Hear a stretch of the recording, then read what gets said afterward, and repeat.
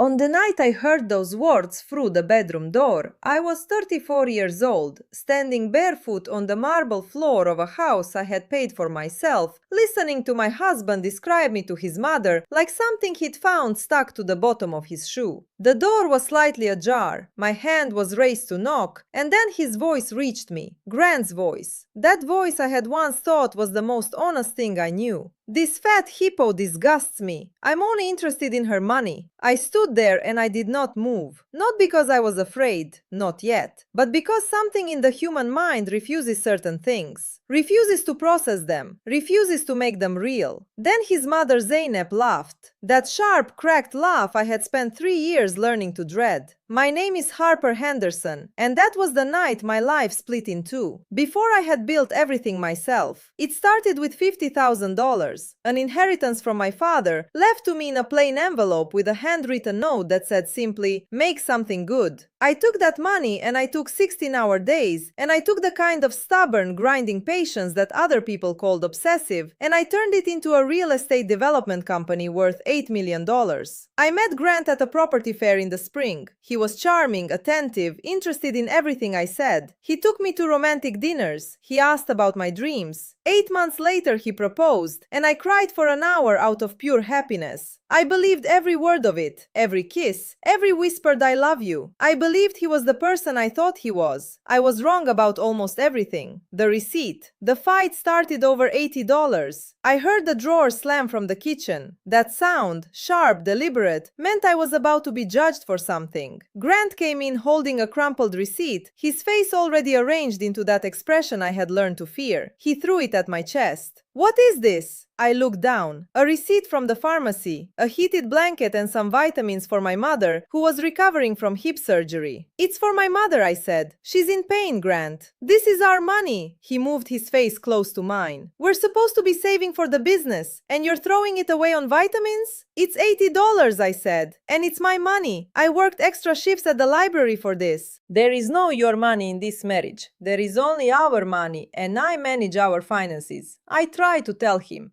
2 years without new clothes, cutting coupons until my fingers were stained with newsprint, managing the grocery budget down to the last cent. He didn't want to hear any of it. He wanted to punish me. He told me to get in the car, that we were going to take the things back to my mother's house. We never went to my mother's house. He drove south, through the clean lawns of our suburb, past the city center, into an industrial wasteland where the streetlights were broken and the windows were boarded up. And then he stopped the car. He took my phone. He took my wallet. "Sort this out yourself, Harper. Consider it an economics lesson. Maybe you'll learn the value of money on the walk home." The car door slammed. The red taillights disappeared around the corner, and I was alone. The bus stop. I picked up what had fallen from my bag. Lipstick, a packet of tissues, my library ID, no phone, no money, no way to call anyone. I sat on the metal bench and pulled my arms around myself and tried to stop shaking. The street lamp at the corner was the only one working. A group of young men came around the far end of the block, voices loud and aggressive. A car slowed as it passed me, the driver staring through the window. I was in real danger. I understood this with a cold animal clarity. Not the danger of embarrassment or loneliness. Physical danger. And Grant knew exactly what he was doing when he left me here. He wanted me terrified. He wanted me crawling back to him, apologizing for buying my mother a blanket. I pressed my face into my hands. "Please," I whispered to no one. "Please, someone help me." I wasn't expecting an answer, but then I heard it. A rhythmic tapping. Slow, deliberate, strangely graceful. Tap, tap, tap. Out of the shadows came an elderly woman, moving with the unhurried composure of someone who had decided long ago that the world would simply have to wait for her. She wore a thick wool coat that somehow looked elegant against the grime of the street. Her silver hair was pinned up immaculately. Over her eyes she wore large dark sunglasses. In her hand she held a white cane, sweeping it back and forth across the cracked pavement. She stopped directly in front of my bench. She couldn't see me, but she tilted her head, listening to the sound of my breathing, and then she sat down beside me with a small polite space between us. "A gentleman named Rusty usually sits here," she said.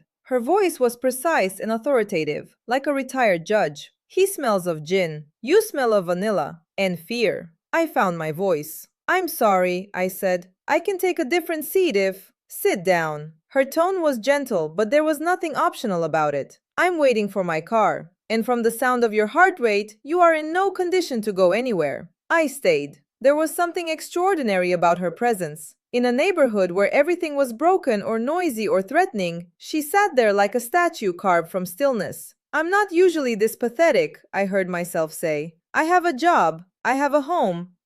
You don't need to explain yourself to me, she said. She listened to a distant siren. The city is full of stories, she continued. Most of them are tragic. Some of them are boring. Yours smells like a fresh wound, I told her. I don't know why. Maybe because she was blind and couldn't see the shame on my face. Maybe because the darkness felt safer than silence. My husband, I said. The word tasted like acid. He left me here. He took my phone and my money. He said I needed a lesson in responsibility. She didn't express sympathy. She didn't make hollow sounds of outrage. She simply pressed her lips together into a thin, hard line and turned her face toward me. A lesson, she repeated. And what lesson does a man imagine he can teach by leaving a woman alone in the dark? Without him, I'm nothing, I said. The truth of it hit me harder than the cold wind. He controls the money, which means he controls me. I bought my mother a blanket. That was my crime. $80. She made a short, sharp sound. Not quite a laugh, but something in that direction. Men have killed for less, she said. Men have toppled empires for less. But abandoning a wife? That is the mark of a coward. A small, contemptible man who makes himself feel large by making someone else feel small. I looked at her. You shouldn't be here, I said. It isn't safe. Darkness has its own geography, dear friend, she replied. And I am quite at home in it. Are you? No, I'm frightened. Good. Fear is useful. Fear keeps you alert. Panic will kill you. Don't panic. Wipe your face. Don't let the world see you broken, especially not the world that men like your husband built. She reached into her coat pocket and produced a handkerchief. It smelled of lavender and old paper. Margaret, this is Harper, Eleanor said, taking Arthur's arm as she climbed the steps. She's family. She'll need the blue suite. Hot bath, warm food, something comforting.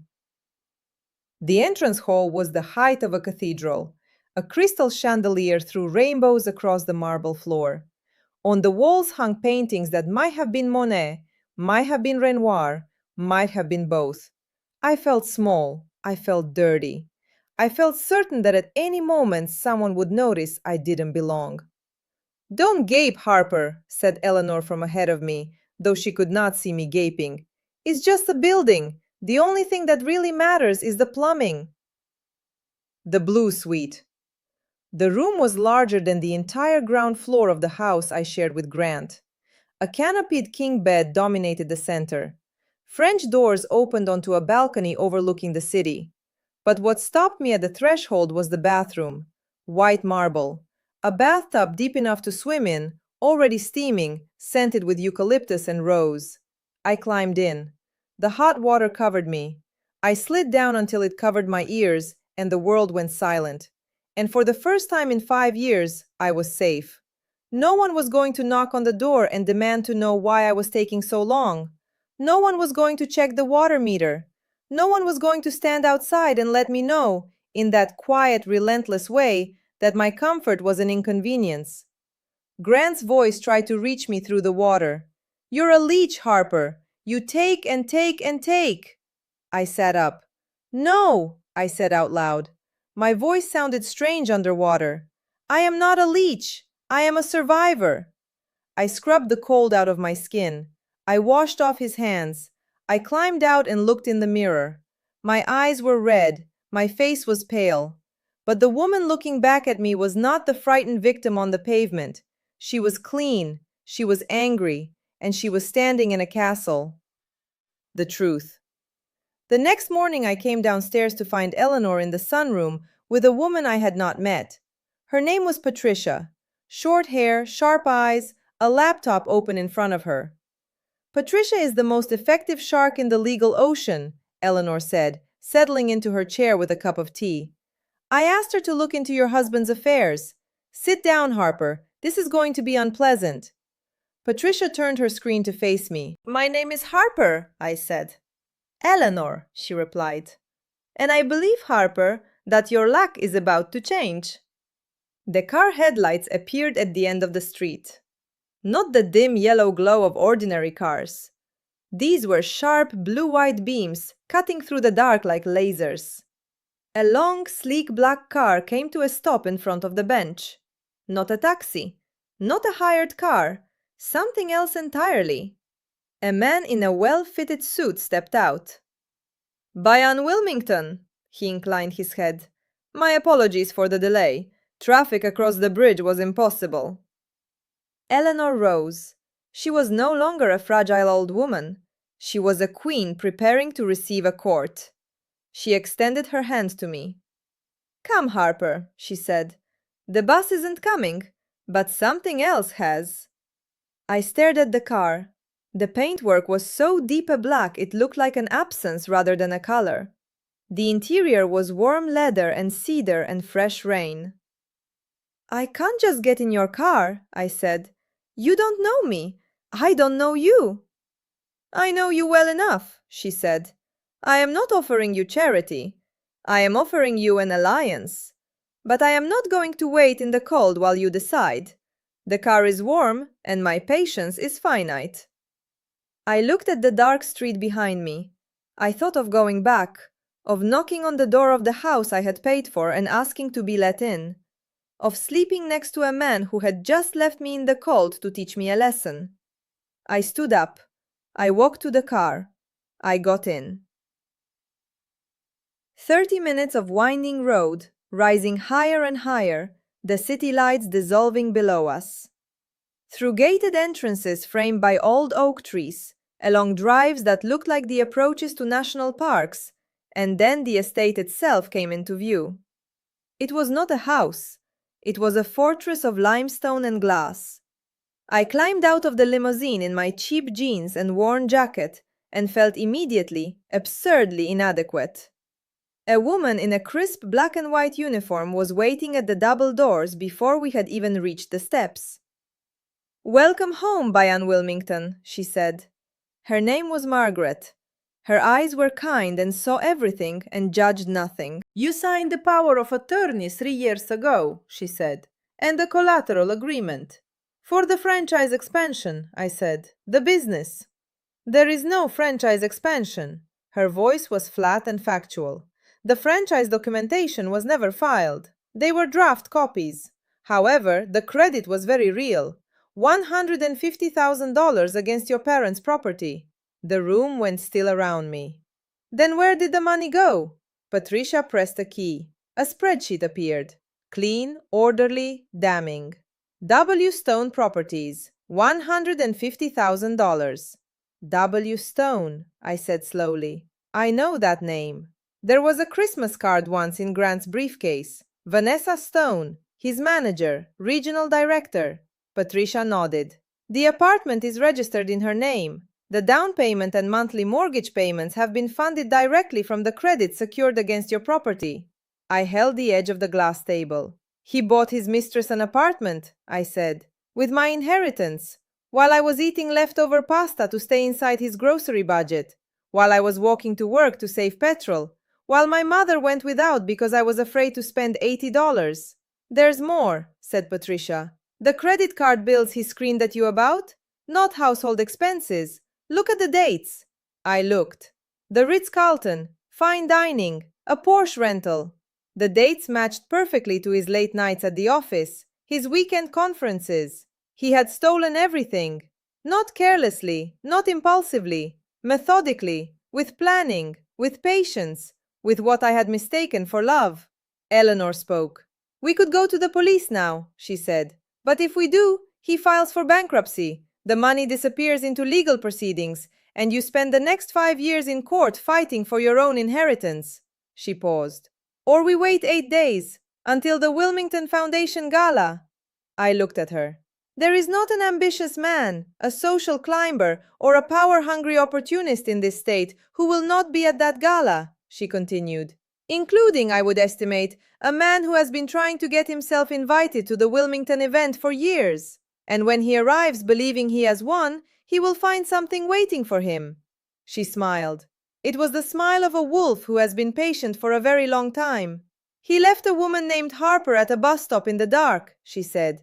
He has never met Alessandra. The transformation, 3 days. Eleanor stood in the dressing room with her cane and her absolutely unapologetic authority and directed operations like a general who has planned this particular campaign for decades. "You're walking like someone apologizing for existing," she said, tapping my leg with the cane.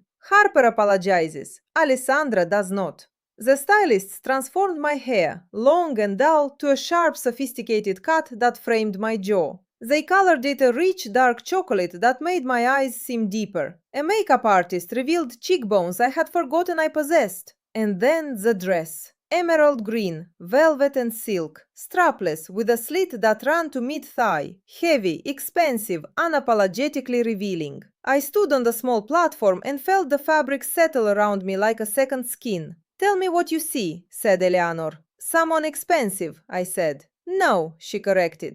"You see someone dangerous."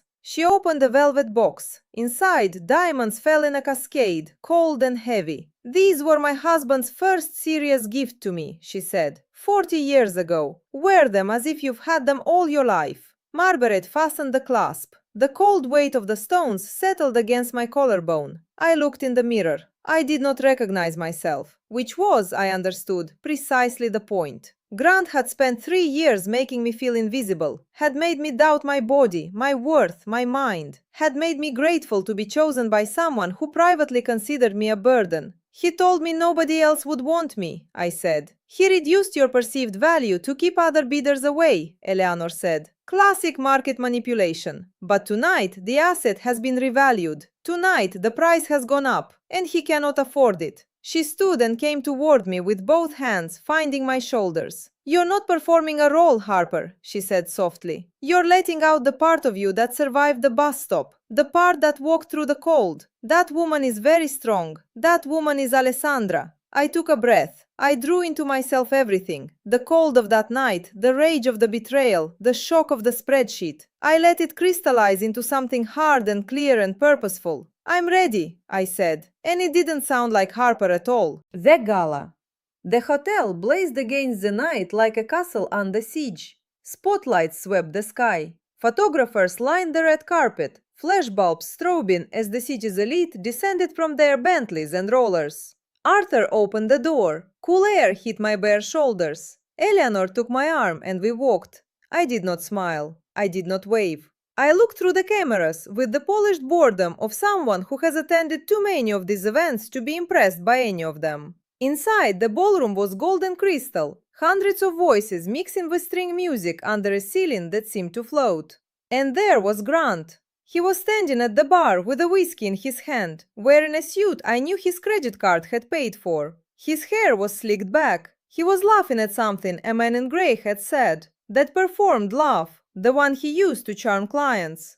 Beside him, her arm through his, was Vanessa, in the red Valentino dress, diamonds at her throat. She was scanning the room with hungry eyes, already looking for someone more important to talk to. My stomach turned. And then the cold fury came, clean and clarifying. Grant noticed me before I was anywhere near him. I felt his eyes on my back the way you feel a change in weather. I turned briefly and gave him the one thing guaranteed to hook him. I looked directly at him, held his gaze for precisely 2 seconds, and then turned away. I heard Eleanor beside me. "He sees you." "Yes." "Good. Let him wonder." We moved through the room. Eleanor introduced me. "My great niece Alessandra. She's been running our European interests. We're finally bringing her home." And I played the role with everything the last 3 days had taught me.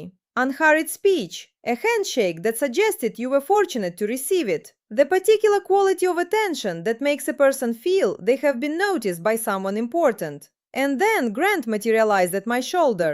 He had left Vanessa. He had crossed the entire ballroom. "Bayern Wilmington," he said, inclining his head toward Eleanor with that practiced charm. "It's an honor. Grant Henderson, Henderson Motors." "I remember you," Eleanor said. "You sent me a rather persistent series of emails about an investment opportunity."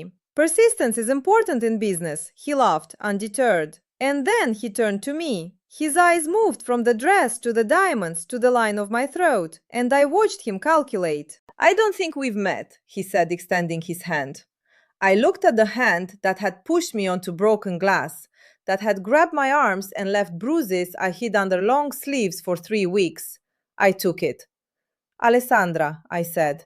My voice was cool and unhurried. Alessandra Vanderbilt. The calculation in his eyes became almost visible. Vanderbilt.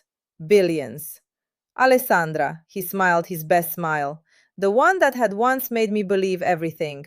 I have to say, you're the most striking woman in this room. Thank you, I said, releasing his hand. He stayed. Of course he stayed. He told me about Henderson Motors and its aggressive expansion. He told me about the opportunities he was pursuing. He told me he had done everything himself from nothing, with no help from anyone. Interesting, I said. A man who built everything without help from family? Without a wife's financial backing? He laughed it off, but I watched the slight tightening around his eyes.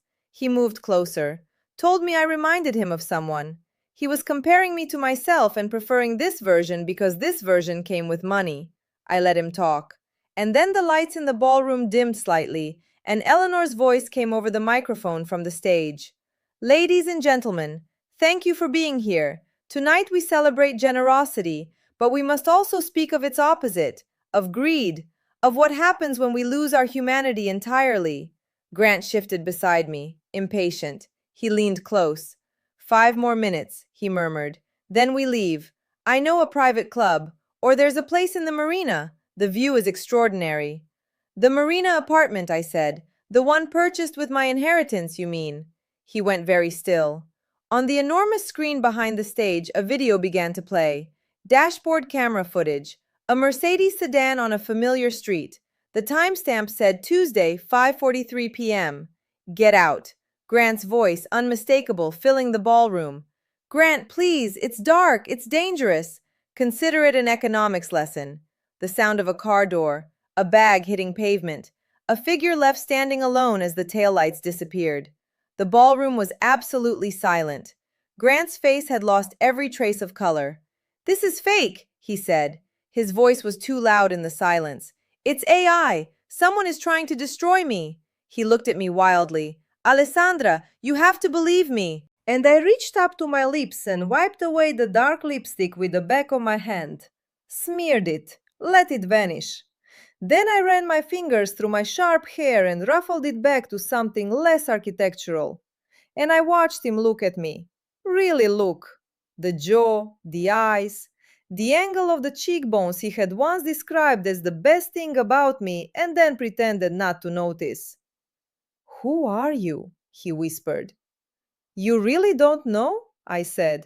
I made my voice scary. You shared a bed with me for 5 years. You ate the meals I cooked. You slept in the house I bought. And you don't recognize me because I'm wearing a dress you didn't pay for? The room leaned in. Harper, he said. The word fell out of him like a stone. Harper. The fat hippo, I said. The woman you left in the dark because she spent $80 on a blanket for her sick mother. The woman you told nobody else would ever want. Your economic lesson. I stepped back and let the room see both of us clearly. Hello, Grant. What followed was not elegant. It was not cinematic. It was the sound of a man discovering that the foundation has been gone for years and only now does the building begin to fall. He tried charm. He tried manipulation. He tried casting me as the villain, himself as the misunderstood visionary who only wanted what was best. He even tried, in front of 300 witnesses and several live cameras, to suggest that abandoning me in a dangerous neighborhood in the dark had been a coaching exercise. Tough love. The room was not persuaded. Vanessa, faced with the spreadsheets now displayed on the screen in the room, calculating her guilt, turned on Grant with a fury that suggested she had been waiting for someone to give her permission. She slapped him in front of everyone and swept out through a side door with all the conviction of a woman who had decided to become the victim of this story rather than the accomplice. No one followed her. No one moved to comfort her. No one believed her. The police, summoned by Eleanor's attorney 40 minutes before we had even arrived at the hotel, were waiting in the car park. I watched Grant being escorted out through the service entrance. He looked back at me once, over his shoulder. Harper, please, we can fix this. I love you. You love the money, I said.